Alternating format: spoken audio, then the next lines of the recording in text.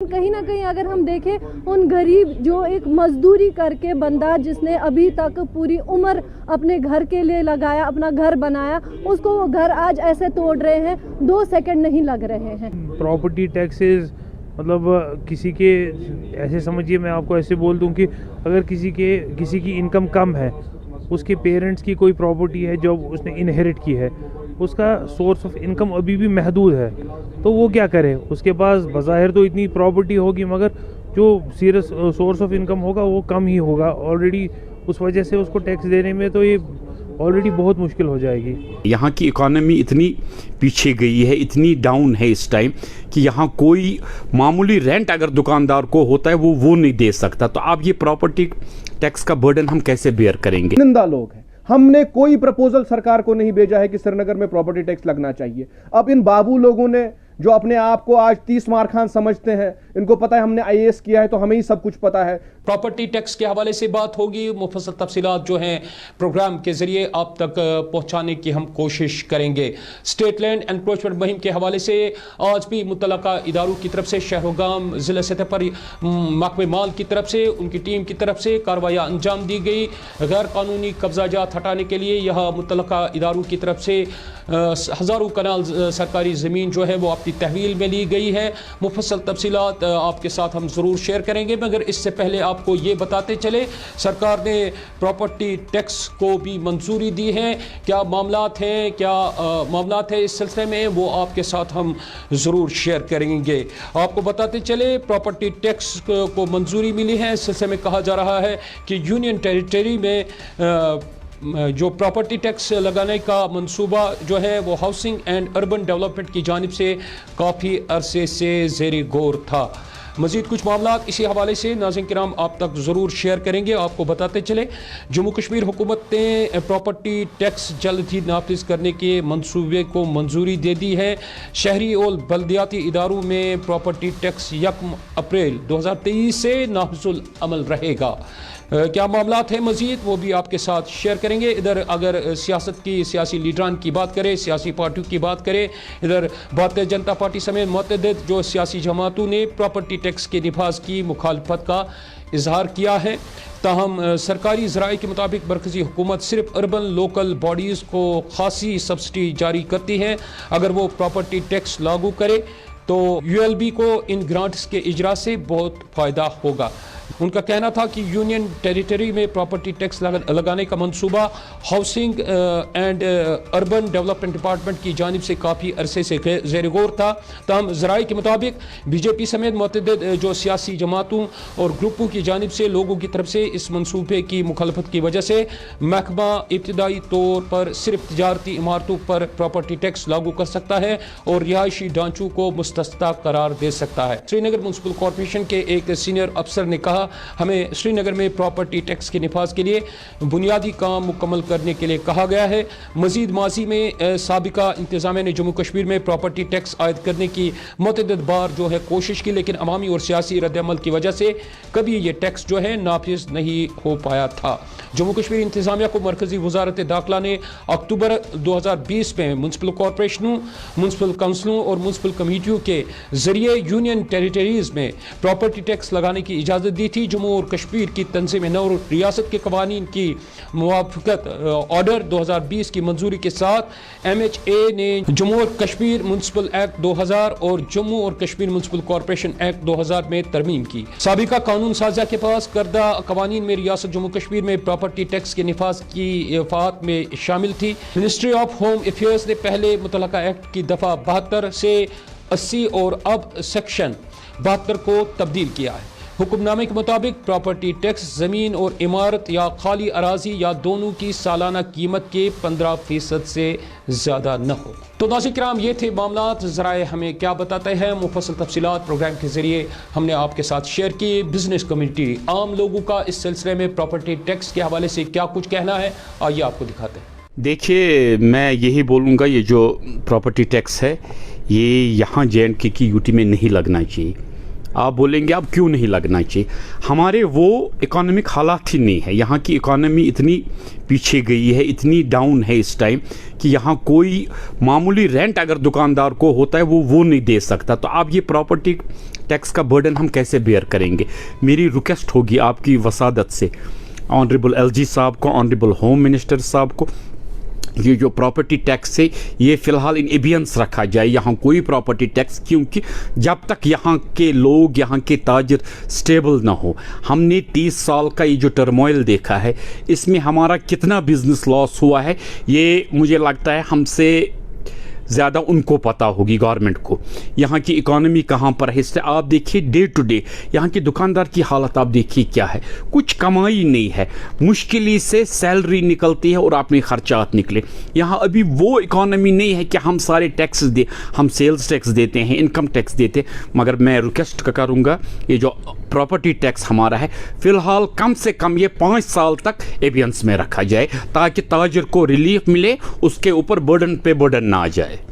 देखिए ये टैक्स जो है ना ये तिजारत पर बहुत ज़्यादा असर डालेंगी, क्योंकि सबके पास कमर्शियल प्रॉपर्टीज़ है, मगर ये कमर्शियल प्रॉपर्टीज़ हमें उतना वैल्यू नहीं देती है जितना हम एक्सपेक्ट करते हैं। मतलब इकोनॉमी हमारे, आप देखिए एम्प्लॉयमेंट कितनी प्राइवेट सेक्टर ने यहाँ जनरेट की है। अगर प्राइवेट सेक्टर पर अब ये बर्डन भी है, मुझे लगता है हमको मुलाजिम कम करने हैं, प्रॉपर्टी टैक्स देना है। इसलिए मैं ऑनरेबल होम मिनिस्टर से रिक्वेस्ट करता हूँ 5 साल तक इसके साथ बिल्कुल छेड़ा ना जाए, 5 साल तक इसको एबियंस में रखा जाए, ताकि हमारी इकोनॉमी स्टेबल हो जाए, हमारी ये जो है बिजनेस ग्रोथ अच्छी हो जाए। उसके बाद अगर हम यहाँ से फिर बिजनेस कम्युनिटी प्रपोजल देंगे, हाँ जी हमें टैक्स लगाए। देखिए गवर्नमेंट है, सारा कुछ गवर्नमेंट के हाथ में, जिस गवर्नमेंट ने ये ऑर्डर बनाया वही गवर्नमेंट इसको एबियंस में भी रख सकते। इसलिए मेरी मोतबाना अपील होगी कि ये ऑर्डर एबियंस में रखा जाए फ़िलहाल, ताकि लोगों को ज़्यादा स्ट्रेस ना पड़े। अगर देखा जाए तो हम ऑलरेडी जैसे GST लगने की वजह से और बाकी चीज़ों की वजह से बहुत तंगी ऑलरेडी आ चुकी है, और अब ये प्रॉपर्टी टैक्सेस मतलब किसी के, ऐसे समझिए मैं आपको ऐसे बोल दूं कि अगर किसी की इनकम कम है, उसके पेरेंट्स की कोई प्रॉपर्टी है जो उसने इनहेरिट की है, उसका सोर्स ऑफ इनकम अभी भी महदूद है, तो वो क्या करे। उसके पास बज़ाहिर तो इतनी प्रॉपर्टी होगी, मगर जो सीरियस सोर्स ऑफ इनकम होगा वो कम ही होगा ऑलरेडी। उस वजह से उसको टैक्स देने में तो ये ऑलरेडी बहुत मुश्किल हो जाएगी। इसीलिए हम गवर्नमेंट को ये कहना चाहते हैं कि लोगों के पास स्पेंडिंग कैपेसिटी क्या है, उसी हिसाब से आपने ये इकदाम लीजिए।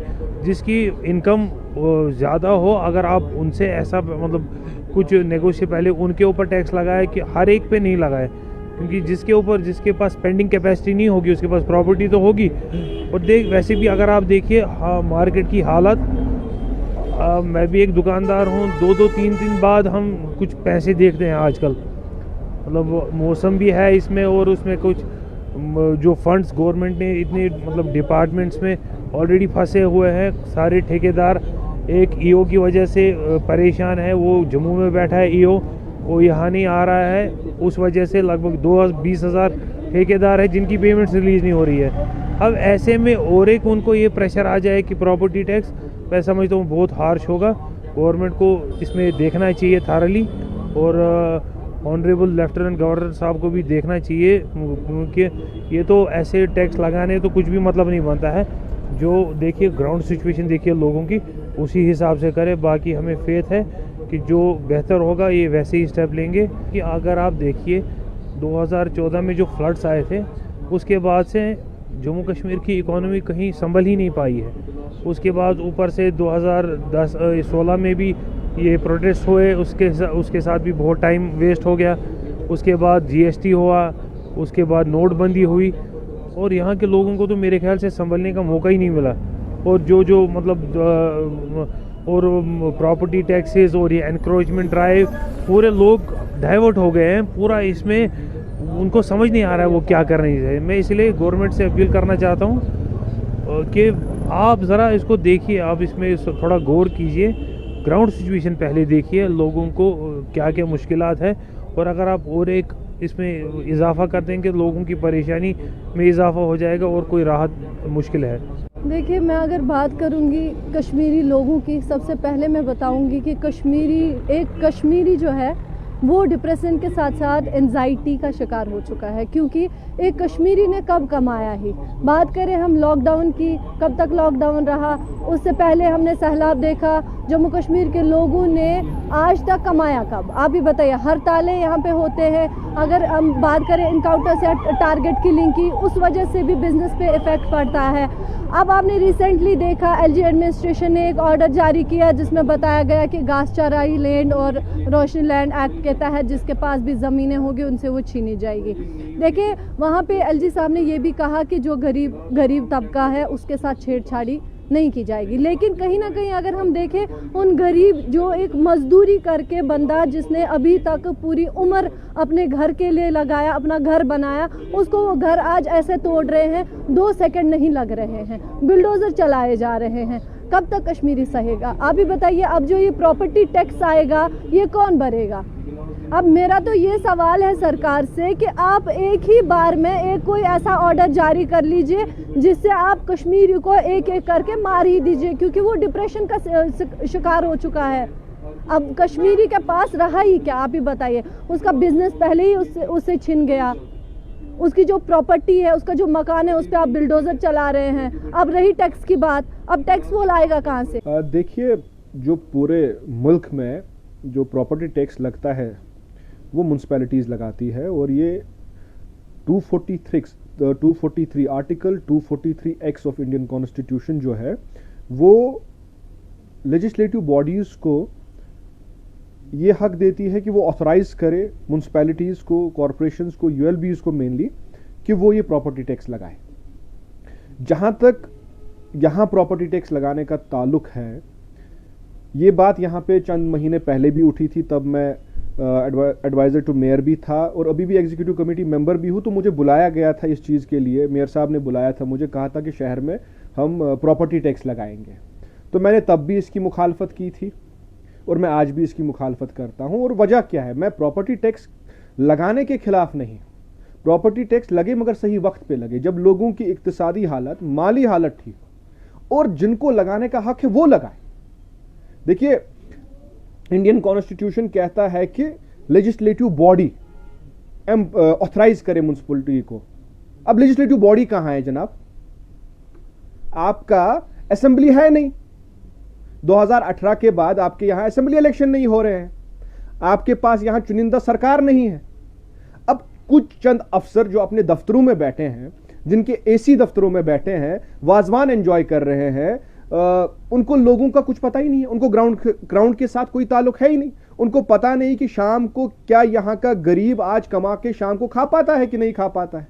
आप अपने महलों में बैठे हैं, सरकारी अकोमोडेशनों में बैठे हैं और वाजवान एंजॉय कर रहे हैं, यहाँ की आप प्रोटोकॉल एंजॉय कर रहे हैं। आपको लोगों से क्या ताल्लुक है? लोगों के साथ ताल्लुक हमें है, हम लोगों के साथ है ग्राउंड पे, हमें पता है कि उनकी इक्तिसादी और माली हालत कैसी है।